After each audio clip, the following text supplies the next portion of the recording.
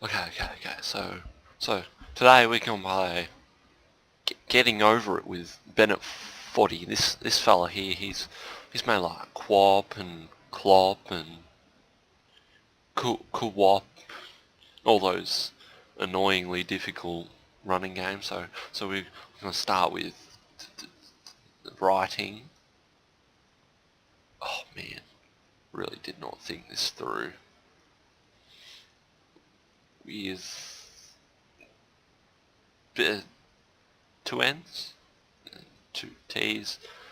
Oh man, really trying to have a small intro here, but you know, got a little man and stuck in a pot. He's got his hand on a hammer. Yep. Black pot. That's on a stone. Oh, that is very small. Brush. It's on a stone. There's a pipe over there. There we go. Another stone there. A little bit of wood. There we go. Oh, no. Oh, I fucked it. That would have been all brown if I did that. Okay. Ta-da! Getting Over It with Bennett 40. Got your little fella in a pot. Now I've already played this before, but should be equally as frustrating. Should be. You cheeky bastard. Come on.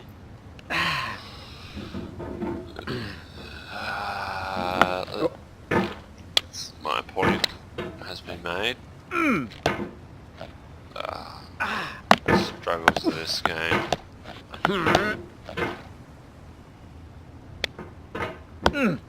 What?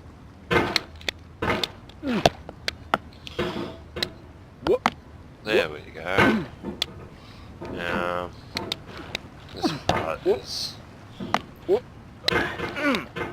If you won some money at the casino and then put all your winnings on red but it came up black. If you got your best shirt dry cleaned before a wedding and then immediately dropped food on it.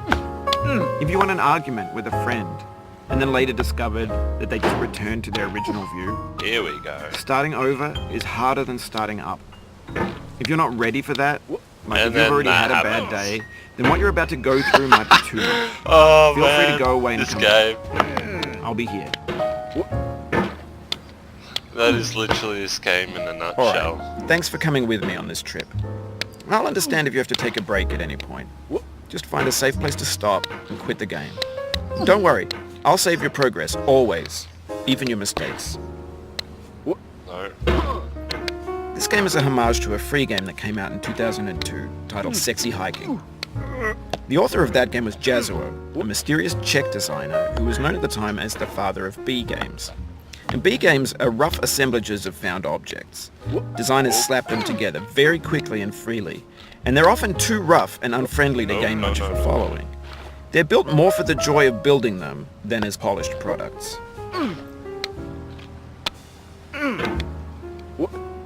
In a certain way, Sexy Hiking is the perfect embodiment of a B game. It's built almost entirely out of found and recycled parts, and it's one of the most unusual and unfriendly games of its time.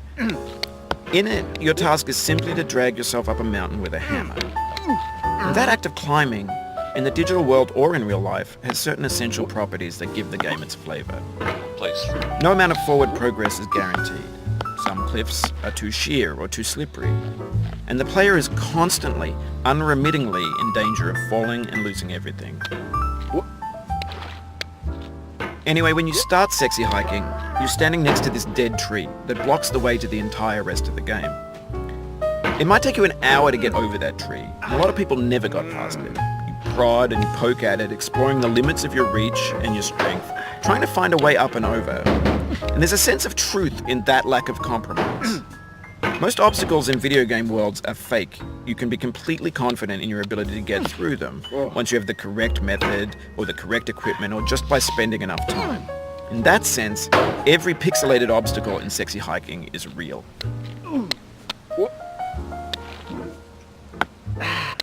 Remember this part. The obstacles in Sexy Hiking are unyielding, and that makes the game uniquely frustrating.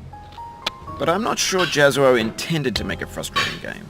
The frustration is just essential to the act of climbing, and it's authentic to the process of building a game about climbing. A funny thing happened to me as I was building this mountain. I'd have an idea for a new obstacle, and I'd build it, test it, and it would usually turn out to be unreasonably hard. But I couldn't bring myself to make it easier. It already felt like my inability to get past a new obstacle was my fault, as a player rather than as a builder. Imaginary mountains build themselves from our efforts to climb them, and it's our repeated attempts to reach the summit that turns those mountains into something real.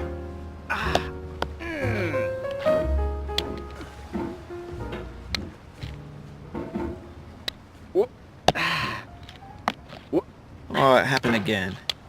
Keep on trying, don't let it get to you.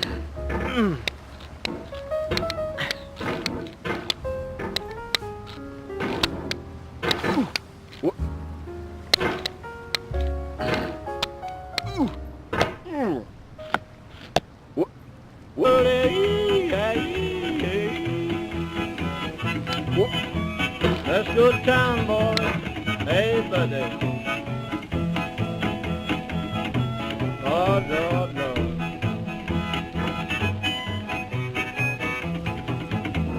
$10 shoe fits my feet. A $10 shoe fits my feet. When you're building a video game world, you're building with ideas. And that can be like working with quickset cement. You mold your ideas into a certain shape that can be played with, and in the process of playing with them, they begin to harden and set until they're immutable, like rock. And at that point, you can't change the world, not without breaking it into pieces and starting fresh with new ideas.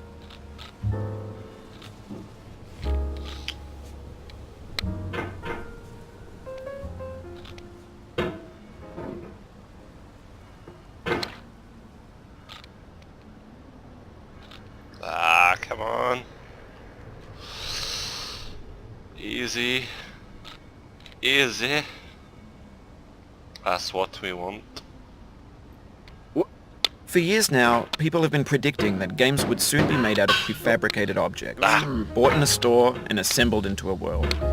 And for the most part, that hasn't happened, because the objects in the stores are trash. I don't mean they look bad or that they're badly made, although a lot of them are. I mean they're trash in the way that food becomes trash as soon as you put it in the sink. Things are made to be consumed and used in a certain context, and once the moment is gone, they transform into garbage. In the context of technology, those moments pass by in seconds. Over time, we've poured more and more refuse into this vast digital landfill that we call the internet. It now vastly outnumbers and outweighs the things that are fresh and untainted and unused. When everything around us is cultural trash, trash becomes the new medium, the lingua franca of the digital age. And you can build culture out of trash, but only trash culture. B games, B movies, B music, B philosophy. Maybe this is what digital culture is. A monstrous mountain of trash, the ash heap of creativity's fountain. A landfill with everything we ever thought of in it. Grand, infinite, and unsorted. I had before. That's the deal. C.S. Lewis.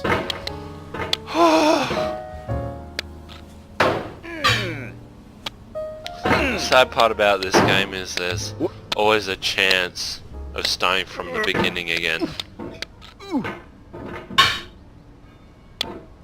I feel within me a peace above all earthly dignities. See? A still Like and quiet that. conscience. William Shakespeare. Oh, man! Please! You Fuck! cannot now believe that you will ever feel better. But this is not true. You're sure to be happy again. And knowing this, truly believing it, will make you less miserable now. Abraham Lincoln. I don't care about you, Mr. Top Hat Beard Man. You're American. You know what? We have our own quotes in Australia. Like, crikey! And fucking... Yeah, that's about it. We got that fella with the blades in his hands. And the man that swings around a hammer. Yeah. Yeah, na na na na na na na na na. Na na na na. Na na na na na. Na na na na na.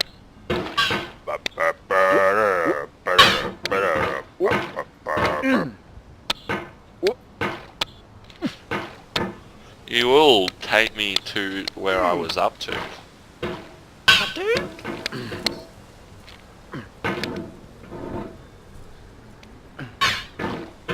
Honestly, you've gotten yourself in a worse situation here.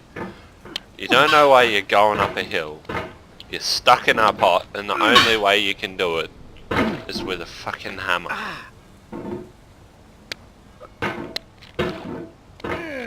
It's like fucking... quadriplegic fucking ninja warrior. Look at him!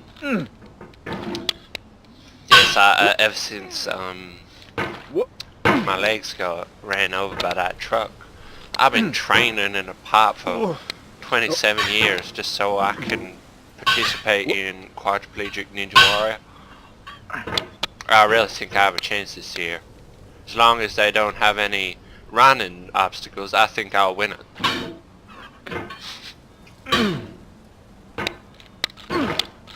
Fucking. Last year I almost won, but some guy stole my wheelchair. And so now I'm stuck in this pot and I'm ready to wreak some havoc.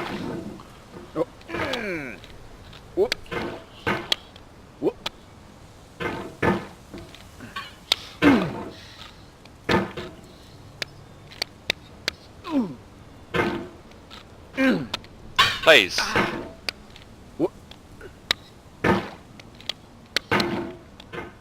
Be respectful.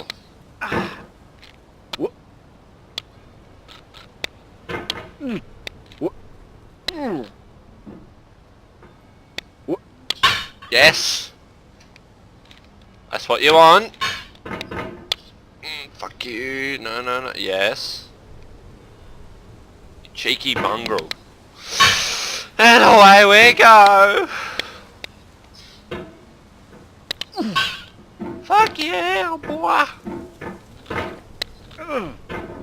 Oh man. I just want to get past this part and back to where I was. And then I'll be happy. Ah, you see, that's where you went wrong. You've done this part before. You know it's... Oh yeah, I know, man. Just do what you did the first time. Yeah, I know. I just scrambled my way back up. Please. Oh! Oh! Come on! Please, come on.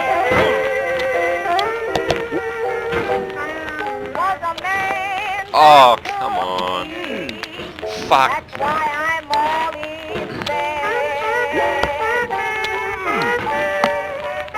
I really thought I was gonna win the quadriplegic ninja warrior this year.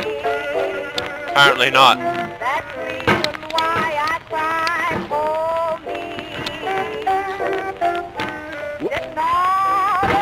Actually, being quadriplegic, that would mean I wouldn't be able to use my arms, so I'm paraplegic.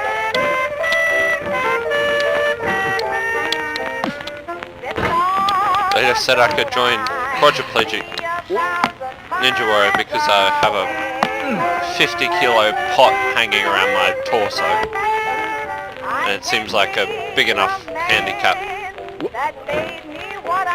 Then again, they kind of just roll down a hill.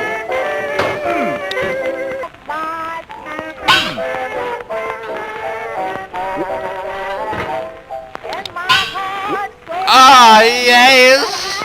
Please!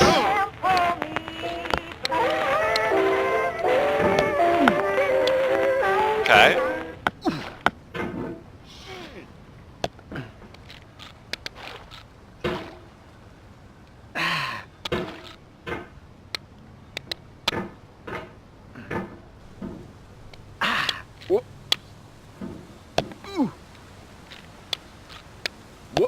Oh, you fucking piece of shit. Oh. Just, come on. You know you can do it. You don't know what's up that mountain, but you need to get up that mountain. Don't know why, but maybe there's money. Maybe there's pretty ladies. Maybe there's nothing at all. Maybe your legs are up there. Who knows? Or that wheelchair that kid stole one time. Yes. No. Fucking just land on the barrel, you dick. Oh, fuck you. You fucking sloppy-handed monkey. No.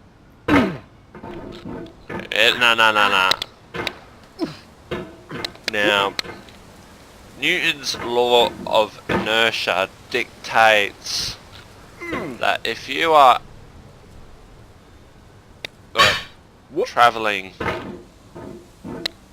in a vehicle of sorts that is going 60 kilometers per hour, then therefore you are travelling 60 kilometers per hour.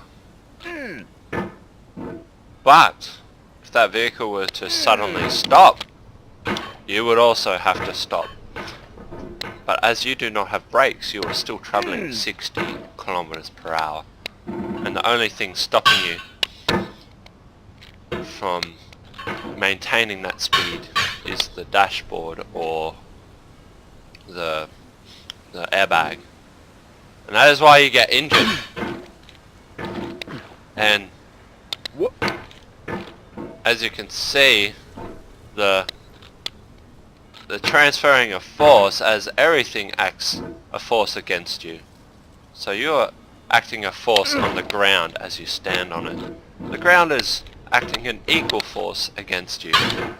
That's why this man, when he's using his sledgehammer, he can levitate himself. Do not stand at my grave and cry. I am not and there. do stupid I did not shit die. like that.